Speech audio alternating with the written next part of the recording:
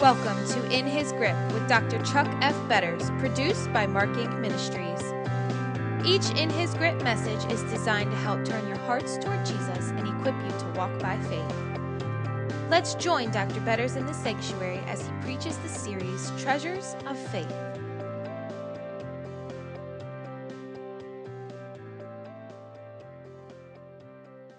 We've been dealing with Moses and his call as the member of the Hall of Faith in Hebrews 11. We read beginning with verse 1, Exodus chapter 7. Then the Lord said to Moses, "See, I have made you like God to Pharaoh, and your brother Aaron will be your prophet.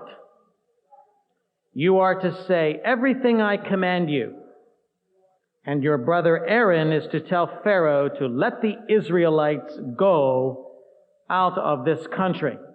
This is God's response or answer to Moses' fears.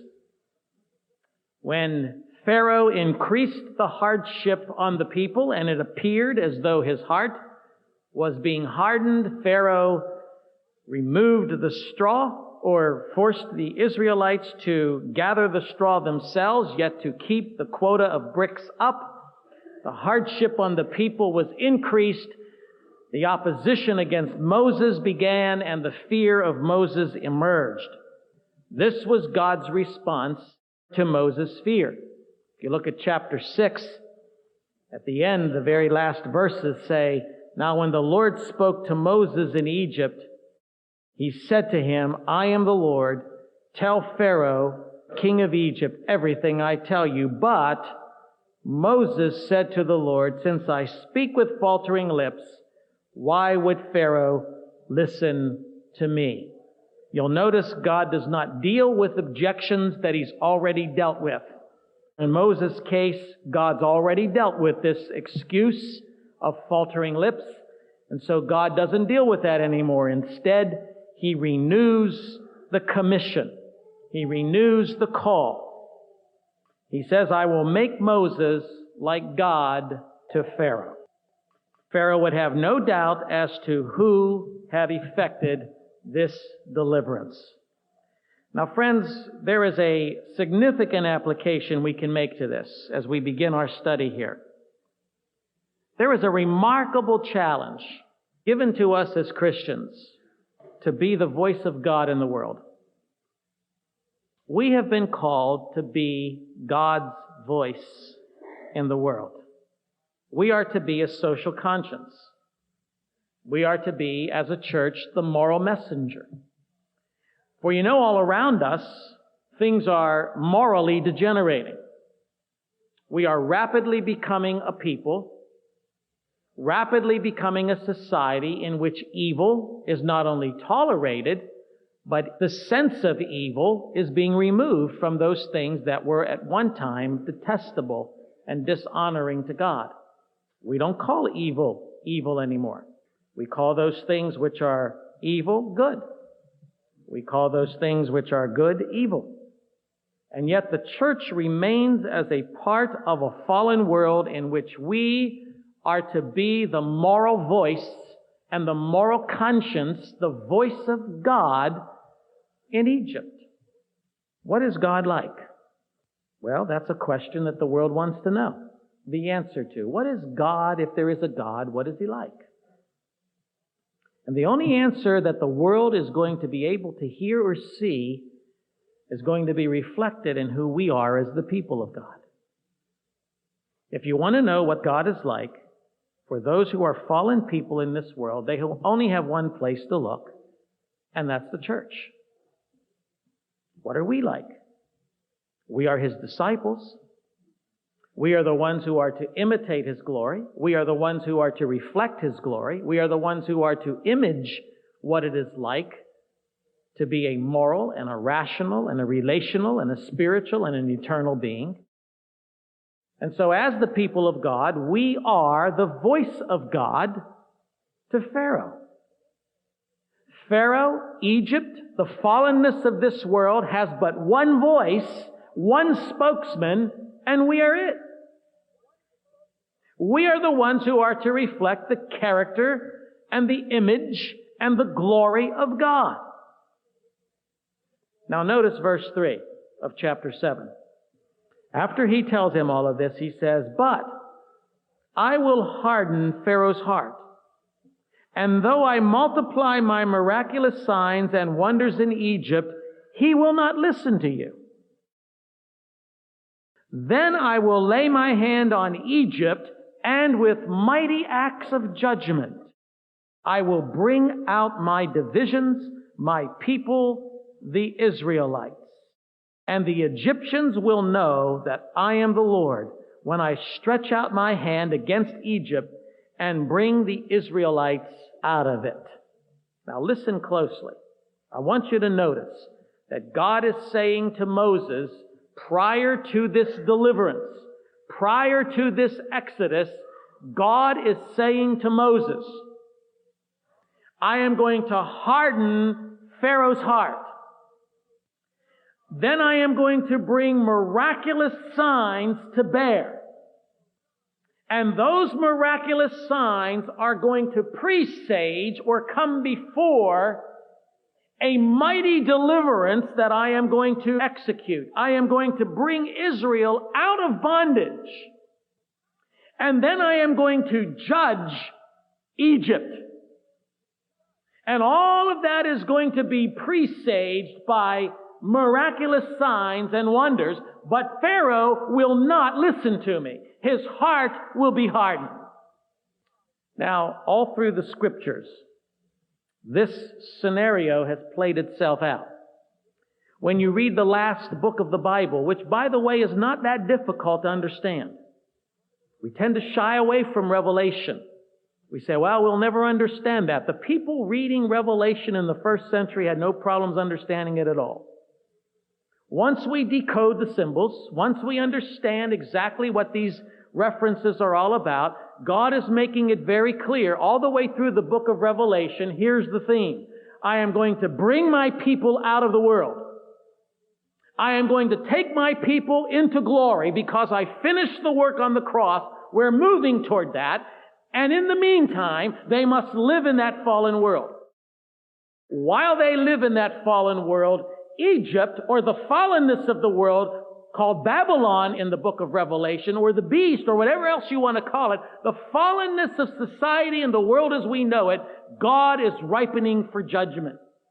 And so just as He is on one hand bringing His church out of the world, He is also ripening that world for judgment. That's a theme that's all the way through the Bible. It starts here with Moses. All of what you see happening between Moses and Pharaoh and Egypt and Israel is a type of what God is going to do throughout all of human history. We are living in a day and age when God has warned us with certain signs. He has warned our culture. He has warned our world. He's continuing to warn our world. I happen to be one who, when I study eschatology or the study of things of the future, I happen to be one. I know there are scholars who differ with me on this. That's fine. There's all kinds of views that I think are plausible views. But I think that one thing is very clear in the Scriptures. Just before God brings judgment, He is going to warn us with certain road signs. God is going to work wonders in the heavens and wonders on the earth and wonders under the earth. I believe that one of those signs that God will give us in the end time is He's going to kind of shake up the whole of the universe, and things are going to change around us. We're going to see things that we can't explain. We're going to be experiencing things we don't have explanations for. We are going to be walking through days and times and seasons in which we just kind of look at them with amazement and say, there is something here I don't understand. I think the climate will change. I think the earth will pulsate. I think we will literally see signs in the heavens and on the earth and under the earth. We will see an increase in things like earthquakes and famines and pestilence and violence. We will see a rise of the occult.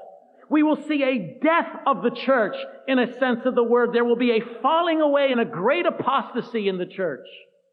And all of these signs and wonders will be for the purpose of convincing a world that there is judgment to come. But the key is they will not listen.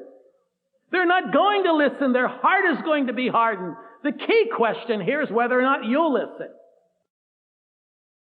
And so if God is preparing His church for glory and preparing and ripening this world for judgment, what are the warning signs? What are the things that we're going to see? I think we'll see an increase in famine. I think we'll see an increase in earthquakes. I think we'll see crime increase, especially the crime of murder. We will see the love of many wax cold. We will see the most innocent people in every society victimized by hatred. We will see an increase in apostasy. Simultaneous, we will see an increase in evangelism, if that makes sense. The church will become more aggressive on one end and less aggressive on the other. There will be a rise of the cults.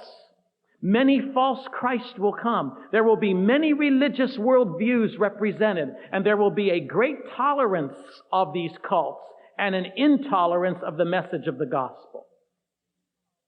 When you see these things beginning to happen, look up, for your day of redemption draws nigh. When you tie all of that in with what is happening in the nation of Israel, when you see that that nation becomes a nation once again and the fig tree is back into bloom, you can look up and know that Christ is about to come.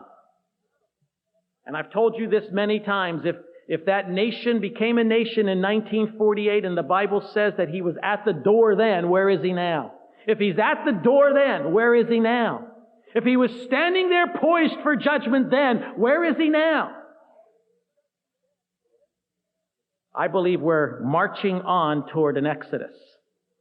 And there will be signs and there will be wonders that will precede that exodus. Notice verse 4 of chapter 7. I love this verse. He says He's going to harden Pharaoh's heart. And then He says in verse 4, He will not listen to you. Then I will lay my hand on Egypt, and with mighty acts of judgment I will bring out my divisions, my people, the Israelites. I will bring you out like an army. I will bring you out like an army. Here is a man at his 80th birthday. He is a general. All of a sudden, he's a general. At 83, Aaron is a colonel. Here is a man that is about to lead an entire nation as an army out of bondage in the greatest of all Old Testament miracles. And God says, a hardened heart will not hinder it. Now, I believe our fruit bearing is coming to an end. I believe the fruit bearing age of the church is coming to an end. I cannot tell you when Christ is coming again. I wish I could. I wish I had the ability to discern the Scriptures that way. I don't. I don't think anyone does. But one thing I am absolutely convinced of, from my heart to your heart, is that the road signs have not only occurred, they have passed. And so if we have passed the road signs, and the bend has already twisted, and we've already made the move into a direction that the signs were warning toward, then where are we at this point? Is it conceivable that in my lifetime or yours, Christ may return? And when He returns, how will He find His church? Specifically, how will He find you? Look at verse 8. Verse 6, Moses and Aaron did as the Lord commanded them. Moses was 80 years old. Aaron was 83 when they spoke to Pharaoh. The Lord said to Moses and Aaron, when Pharaoh says to you, perform a miracle, then say to Aaron, take your staff and throw it down before Pharaoh, and it will become a snake. Then Moses and Aaron went to Pharaoh and did just as the Lord commanded. Aaron threw his staff down in front of Pharaoh and his officials, and it became a snake. Pharaoh then summoned wise men and sorcerers, and the Egyptian magicians also did the same things by their secret arts. Each one threw down his staff, and it became a snake. But Aaron's staff swallowed up their staffs. Yet Pharaoh's heart became hard, and he would not listen to them, just as the Lord had said. Now, there are many theories as to what happened with these magicians. Here is this scene where God says to Moses, throw down your staff. The staff is thrown down, it becomes a snake. Pharaoh's not impressed by that miracle. Some theorize that what happened here is they manufactured, or the Egyptians manufactured, an optical illusion. Now they base that, some scholars do, on the root word that is used here, which means to blaze up or to flame, thus a dazzling illusion. They look at that Hebrew structure and they say, well, that's what's really happening here, is it was an optical illusion, similar to what you would see with a sleight of hand trick. And so there's all kinds of theories as to what happened here, but the Bible's very clear what took place. It says they did this by their magical arts. Listen to me. Just before the coming of Jesus Christ, God is going to bring a pulsation and a movement of judgment to this earth. We are going to see miraculous things happen. The Spirit of God is going to bring powerful displays of who He is. He is going to orchestrate and line up the details so that His coming will be very clear. But just as God launches that attack, Satan will also launch a counterattack, and we will see counterfeit miracles worked. Satan has the ability to work the counterfeit. That's why we need to be very careful when we talk about revival. Satan has the ability to bring counterfeit revival. He has the ability to change the exterior or to change the appearance, but the heart is never changed. We see that happen all the time with people who profess a conversion.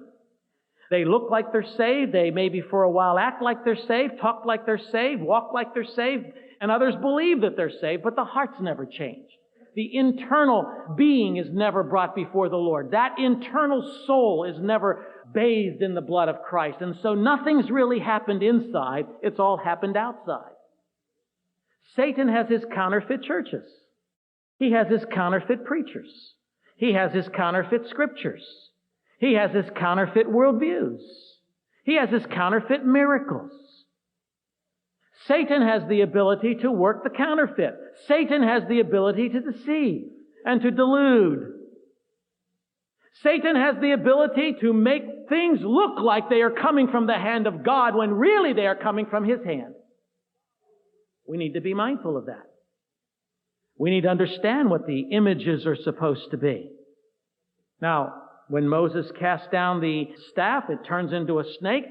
The magical arts are kicked into motion, and the Egyptian magicians do the very same thing. But now God makes it clear who is going to win this battle. When the serpent of Moses swallows up the serpent of Pharaoh. And so we see this typology moving out. Now the plagues begin. The plagues are going to begin. God is about to unleash certain judgments against Pharaoh. And there's a series of 10 plagues that God brings as warning signs, increasing the ripening of judgment on Pharaoh. See, God is a merciful God. As long as we are in this gospel age, there is time to be saved. As long as we are in this age, there is time to be saved. There are men and women sitting here right now or listening to my voice. There is time for you to become a Christian. You are living and breathing right now, and so here the Bible says now, today, right this moment is the day of salvation. But you're not guaranteed tomorrow. Our society is not guaranteed tomorrow. We could be standing on the brink of another world war. And we could be experiencing, and Christians, by the way, will experience these things, we could be experiencing an age, an era of great opposition and persecution. Any society in the history of the world that has had as much given to it as this society has, that has thumbed its nose and turned its back on a holy God, has experienced the wrath of God. America will be no exception to that rule. We are living in an age of the greatest prosperity that this country has ever experienced. And our morality is in the toilet. The way in which we view God is in the gutter. The way in which we live in our own homes reflects that we have become a gutter people. We're rich. We're increased with goods. We have need of nothing, including God. And somehow or another we have convinced ourselves that God is going to turn His back on that, wink at it, and allow us to just pass through the eons of history as some sort of an exception to a rule that He has applied across the board since the beginning of time. That any nation or any people that thumbs its nose in the face of God is sure to experience the wrath of God and the judgment of God. No nation has ever escaped it. No nation ever will. The Egyptian people had over 80 gods. They probably had at least 10 or 12 for each of those 80. It's conceivable that the Egyptians worshipped anywhere between 800 and 1,200 actual gods or icons or deities. They worshipped a sacred lion. They worshipped a sacred ox. They worshipped a sacred ram. They had a sacred wolf. They had sacred dogs. I don't know how any dog could be sacred. They had sacred dogs. They had sacred cats. They had sacred vultures. They had sacred falcons. They had sacred hippopotamuses. They had sacred crocodiles. They had sacred cobras. They had sacred dolphins. Different fish were deified. The trees were deified. The locusts were deified. Bugs were deified. And frogs were deified. They worshipped all these things. When you read Numbers chapter 33 and verse 4, one thing God makes clear. Not only was this a judgment, these plagues, judgments by God against a nation, these were also judgments by God against these other deities. God was saying, I'm not only going to deal with you, I'm going to deal with your deities. I'm going to deal with the demons that represent your deities. There was a professional class in Egypt, a bureaucracy, the elite. They were made up of the magicians and the sorcerers and the priests. In other words, they were the very people, the socially elite, the upper echelon of society, the cream of the crop, the top of the social ladders were made up of the priests and the magicians and the sorcerers. So when Moses is standing before Pharaoh and these people, he is standing before the elite of Egyptian society. He's gone right to Wall Street. He's gone right to the upper crust, to the power brokers of Egypt, to the political power brokers, to the ones who shaped society, to the ones everybody else followed. That's who he's standing in front of. This shepherd from the backside of the desert is standing before the elite of society, declaring the mighty acts and power of God. I've mentioned this before, and it just kind of fits right here. I just can't help but remember and recall just a few short years ago. A little old lady from Calcutta, standing before the mightiest, most powerful man on the face of this earth and warning him, pointing her little crooked finger in his face and telling him to quit killing the babies. I just can't help but think how this picture fits. Here is the most powerful man on the face of the earth. And here's a little old poverty-stricken woman, a woman who never took money for herself, a woman who got down into the dung heaps with the lowest of society, pointing her finger at the most powerful man on the face of this earth and calling him to a moral conscience. And now look what we're facing. So here's Moses standing before the king of Egypt, who was viewed literally as a god. as a god. Pharaoh was considered to be a god, and as God, he would have sovereign reign over the people. The well-being of the nation, the common folk believed, was associated with the well-being of the presidency. It was his duty to maintain justice and equity and peace and prosperity. When you study the plagues and you look at them in their detail, God wasn't arbitrary here. God didn't just decide, well, I'll try this plague, or I'll pull this one out of the hat, or he didn't go through his computer of plagues and say, well, let's just arbitrarily or randomly select them. Every single one of those 10 plagues was designed to hit at the heart of the, quote, godship of Pharaoh. Every one of them were designed to attack specific deities and icons that were worshipped in that society. Every one of them were designed to cut another rung off of his ladder and to cut this man down to size. Every one of them. And yet you can't help when you read of those plagues to see the grace and the mercy of God. Why didn't God just give one warning? Why didn't he just say one plague and that's it? Plague of death. He gave 10. Thank you for listening. For the complete sermon, please visit markinc.org and click In His Grip. Join Dr. Chuck F. Betters in the sanctuary from Monday to Thursday on the In His Grip podcast.